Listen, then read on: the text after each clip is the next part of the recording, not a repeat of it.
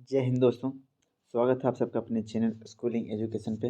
दोस्तों, आज हम आप लोगों के लिए विनोबा भावे यूनिवर्सिटी की जो बीएड के एग्ज़ाम्स हुए हैं सेमेस्टर 1 के 2022-24 के सेशन के सेमेस्टर 1 के एग्ज़ाम, उसके पेपर 2 लेके आया हूँ उसके प्रश्नों को लेके आया हूँ मैं। तो यह पेपर जो है contemporary India and education paper 2 जो है उसके प्रश्न है। ठीक है, तो ये सारे प्रश्न दोस्तों एग्ज़ाम्स में रिपीट करते हैं और बार बार रिपीट करने वाले प्रश्न हैं। तो इसको ध्यान में रख करके अपनी तैयारी आने वाले एग्ज़ाम्स के लिए करेंगे। ठीक है, तो ये 2022-24 के प्रश्न हैं। तो इसको नोट डाउन भी कर लेंगे आप लोग या फिर स्क्रीनशॉट भी ले सकते हैं दोस्तों। ठीक है, अगर इसके जो प्रश्नों के हल वाले वीडियो देखने हैं तो चैनल को सब्सक्राइब कर लें और कमेंट बॉक्स में बताएं। तो इसके जो हल वाले प्रश्न हैं वो इसके जो उत्तर होंगे उसको भी हम लेकर के आएंगे और उसके साथ आपके साथ डील करेंगे। ठीक है, तो चलिए देखते हैं दोस्तों। पहला प्रश्न है हमारा, संविधान की धारा 351 में किसकी व्याख्या की गई है? मातृभाषा का विकास, हिंदी का विकास, स्त्री शिक्षा का विकास, प्राथमिक शिक्षा का विकास।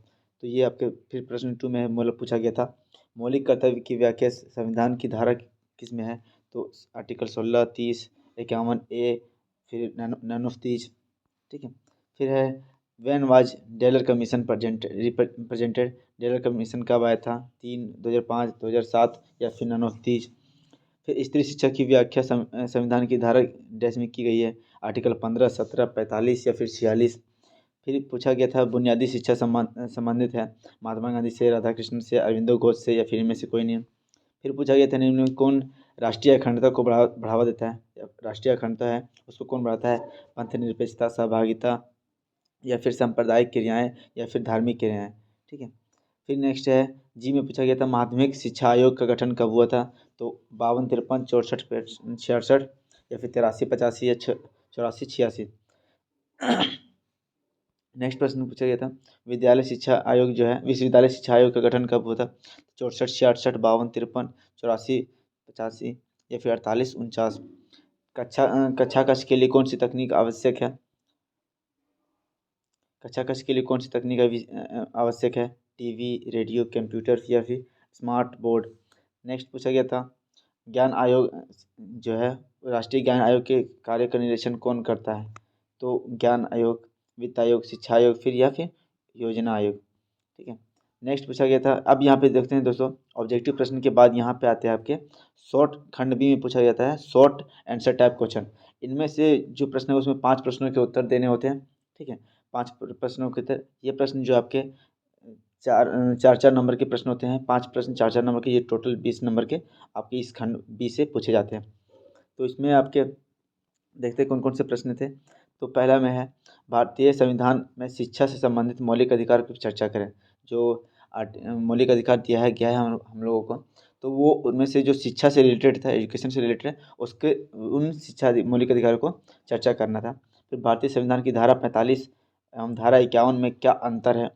फिर पूछा गया राष्ट्रीय ज्ञान आयोग की भूमिका पर चर्चा करें। नेक्स्ट है शिक्षा में आधुनिकीकरण क्यों आवश्यक है?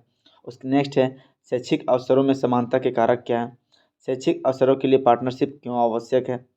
उसके बाद फिर पूछा गया शिक्षा की व्यावसायिकता पर संक्षिप्त लेख लिखें और शिक्षा में प्रौद्योगिकी बढ़ोतरी क्यों आवश्यक है। 8 प्रश्नों में से 5 प्रश्न लिखने थे। ठीक है, नेक्स्ट है दोस्तों ग्रुप सी की बात करें दोस्तों, तो group C long answer type question है। इसको हम लोग क्या बोलते हैं, निबंध ऐसे टाइप क्वेश्चन भी बोलते हैं। ठीक है, इसमें आपको कितने प्रश्न लिखने हैं? तो यह 4 प्रश्न लिखने हैं जो जो आपके 10-10 मार्क्स के होते हैं। तो ये टोटल 40 मार्क्स के प्रश्न हैं, आपको 4 अटैम्प्ट करने थे।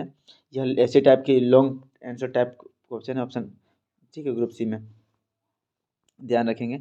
अब इसमें जो देखते हैं दोस्तों क्वेश्चन नंबर 1 में पूछा गया था आपका राष्ट्रीय शिक्षा नीति 1986 की प्रमुख विशेषताएं। एनईपी 1986 की जो प्रमुख विशेषताएं उसका वर्णन करना था।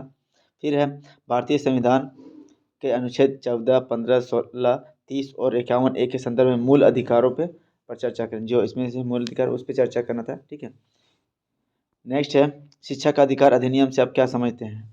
आरटीई जो है 2009 जो है आपका राइट ऑफ एजुकेशन जो है एक्ट, उसके बारे में, उस अधिनियम के बारे में आप क्या समझते हैं और उसकी विशेषताओं पर चर्चा करना है। फिर टेलर कमीशन की विशेषताएं पूछी गई थी। फिर वैश्विक वैश्वीकरण और आधुनिकीकरण से क्या अंतर है। फिर भारतीय शिक्षा में संदर्भ में इसकी आवश्यकता और महत्व पे चर्चा करना है।